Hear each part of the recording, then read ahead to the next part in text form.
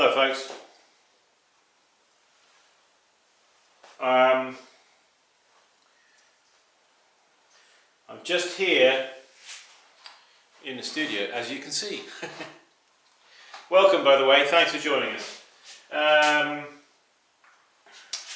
What I'm doing is I've got some smaller tankards here on the bench that I've already banded them, as you see, and over the handle like that with an iron oxide, and I'm going to put a decoration on. So yeah, let's just bring the camera a bit closer. Trying to get inspired.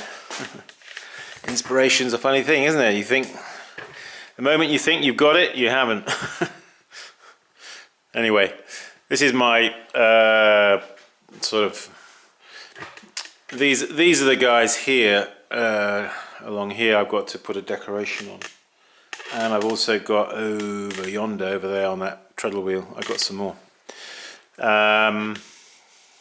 So, yes, I think it's the 21st of January.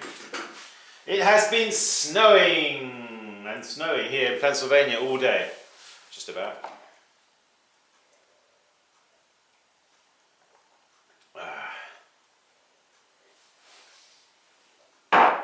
Yeah, so anyway, I've got iron oxide, basically. I mean, it's iron oxide with a bit of clay, actually, red clay. And then over here I've got a cobalt that has been toned down, because cobalt, if you use it on its own, it's too potent. And so you really need to put a bit of iron oxide with the cobalt oxide, a bit of manganese dioxide in there as well, to quieten it down, because it's just too...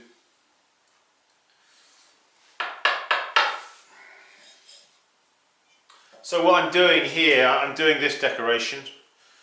It's a sort of fleck decoration in the cobalt, and I'm going to add also a band of cobalt between the two bands of iron oxide there on the top, on the rim. We'll see what it... So, let's get that on center. Tell you what, let's bring the camera really down here. We can get into the mechanics of all of this business.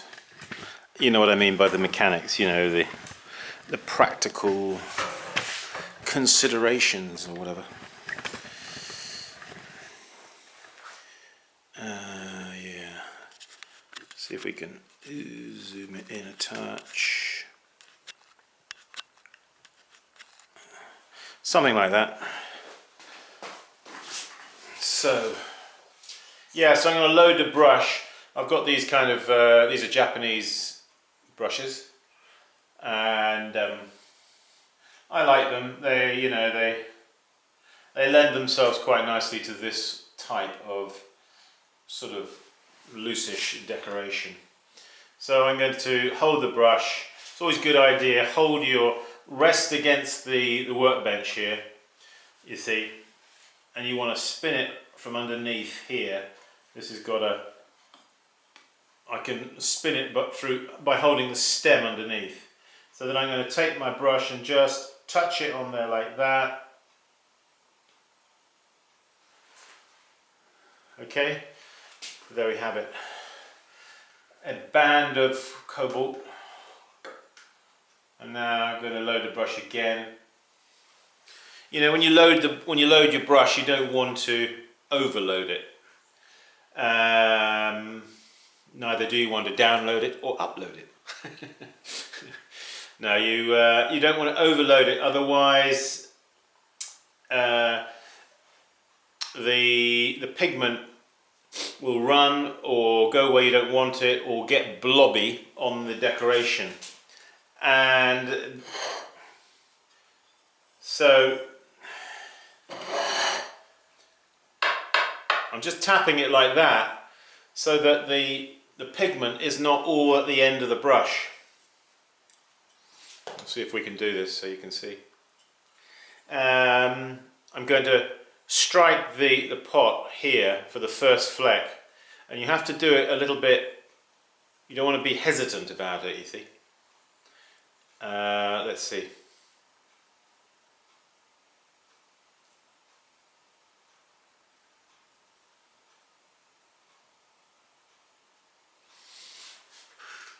Down at the bottom there, getting a little bit blobby on the end, because the tail, this decoration, when I do it, I want it to have a clean, you strike it and then I want it to be a nice clean, like that one on the top there, I don't know if you can see that, nice and clean.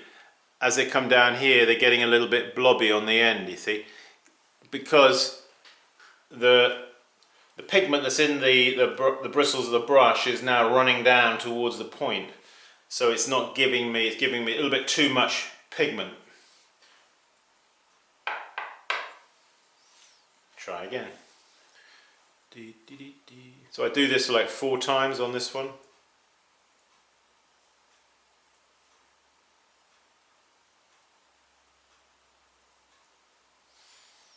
Like that. Yeah, you just have to sort of feel your way a bit with this kind of thing.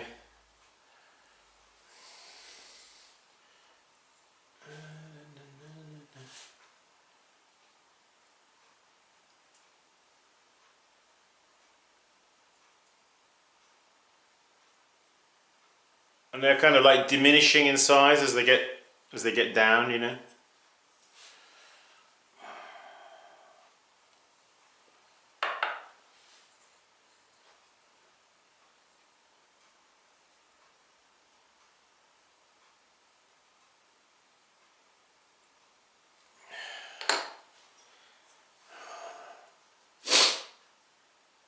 Yeah.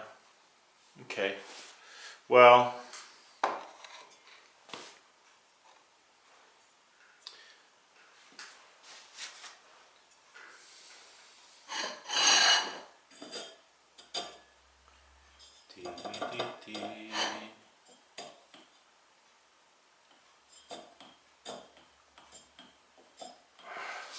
we in the picture down there? Are we in the picture? Oh yeah, we are. Don't sound so surprised, Simon. No, wait a minute. Let's get this. So I've got a little one of these, it's an old agave nectar bottles, which I use for keeping my water, you see, for my, because, you know, as you're using the pigment, mixing with water, you've got to keep adding water, but, ooh. So I've got to mix the pigment here on this tile with the water. I don't want to get it too strong, I don't want to get it too weak, I don't want to get it too watery, too, you know, too, it's very strong, you know.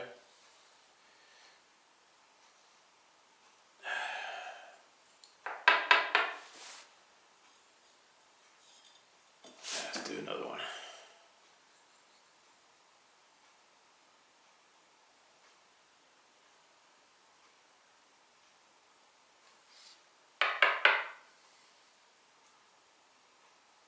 Ooh.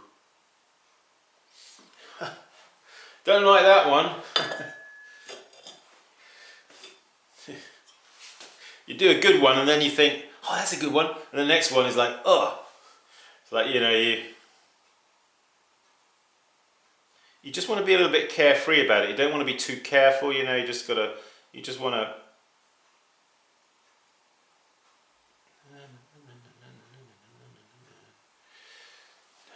See, now if you do make a mistake, which we all do, what are we going to do about it? Well,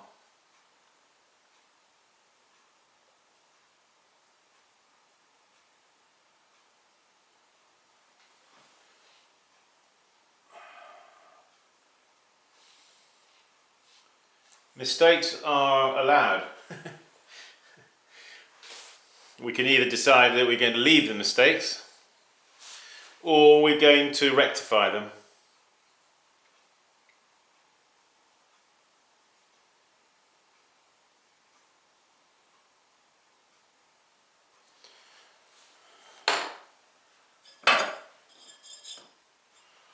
So if I am going to do a rectification, what I do is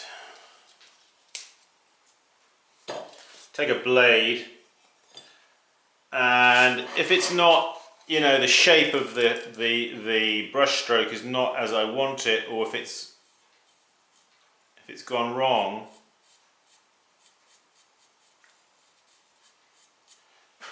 I just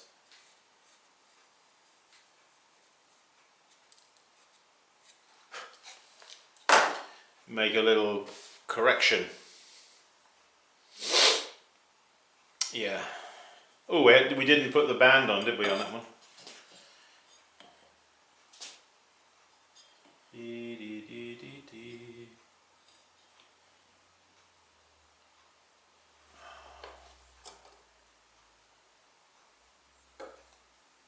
I am aware that I haven't shown you the results of the last firing that we had. I had to get it out in a bit of a hurry because we were going down the farmer's market. I go down the farmer's market here in Milheim, and I have a table down there. I take down my Shimpo Aspire on a Saturday morning, and I sit there and make pots. And I have pots for sale. So yeah, so I never showed them to you. So remind me, and I will if I forget. Yes.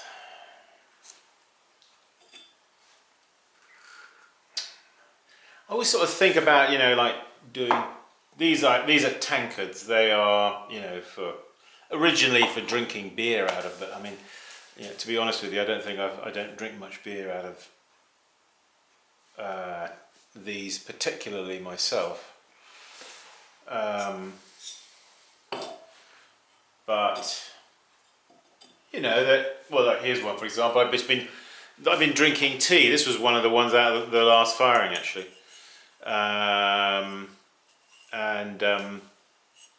You can see that one there. I sort of tend to think that, you know, as far as decoration goes on a beer tankard, I don't really want it to be. I'm trying to look. You know what I mean? The beer tankard is a masculine form, isn't it? I think it's a fairly masculine, stout, strong shape. Therefore, I don't want too many delicate little flowers on it. Do you know what I mean? It's better if also to go along with the decoration.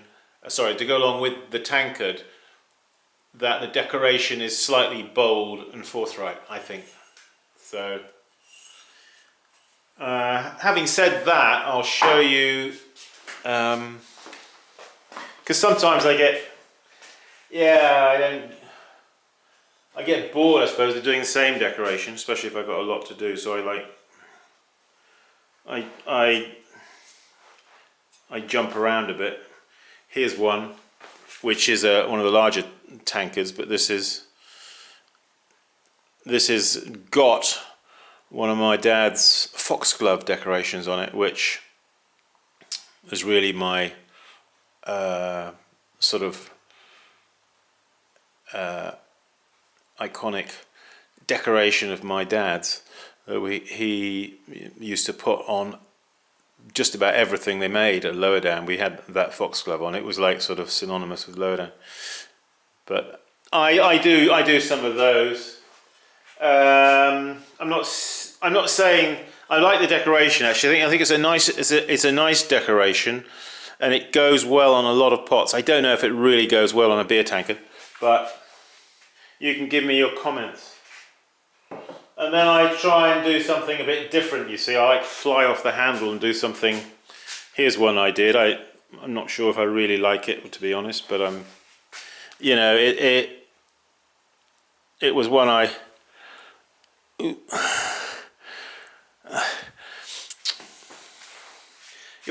It's like that, you know, when you're doing decorations, you'll find there's some work and some don't. Now here's another little one of those. This is a different one. In fact, this one I usually do it in iron oxide and then do the finer lines with cobalt, but this one I did it, it's all in cobalt, that one. So, just show you that for interest, if you know what I mean. Yeah, we'll do quickly one more. Yeah, so I don't know. Maybe, I mean, actually, people like especially the foxglove decoration. It's a very, very popular decoration, and you know, it's not being done anymore. But when I used to work for Dad, we used to put that on everything, and I used to do it. You know, he showed me how to do it, so I did it, and so as he's not here anymore to do it, I'm doing it on his behalf still, a few sometimes.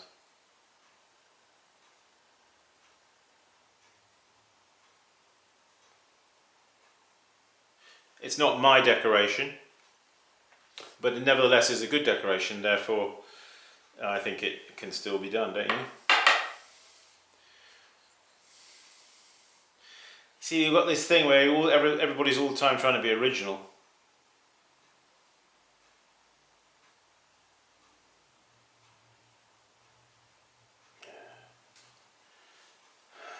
Maybe we won't go down that way tonight, talking about that. Truth is, we are all original, aren't we? Doesn't matter if you copy, you see. I don't think. In fact, I'm in favour of copying, you know. If you see something good, copy it. It's a great way of learning.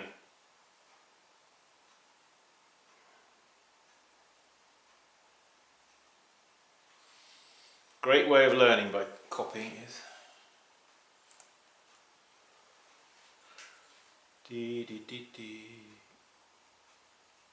Ah, that one wasn't good. You see, the brush was a little dry. You've got to keep things just sort of a happy medium, you see. You don't want to be too wet, you don't want to be too dry, you just got to get things just so.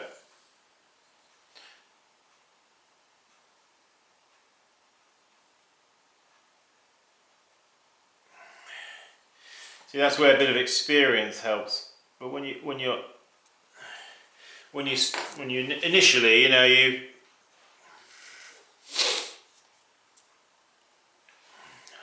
see some of those actually I don't like. They're a little bit blobby on the end. I like them to come to a fine line on the end, you see. So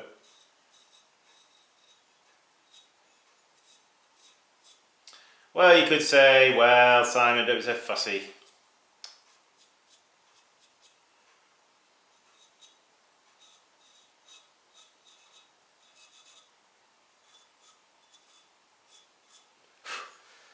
But that's the way it is. You might as well see it for how it really is. That's how we do these things, you see. Sometimes you make a mistake and then you have to decide, well, is the mistake a mistake that I can leave and it's actually not going to detract from the pot in any way, or is the mistake going to be something that forever after? Because you know, when we make our pots, we're creating an inert piece of ceramic that is going to be around possibly for the next 1,000 years. Are we not? Therefore, I don't know if I want to be looking at that for the next 1,000 years, you know? If I don't like it.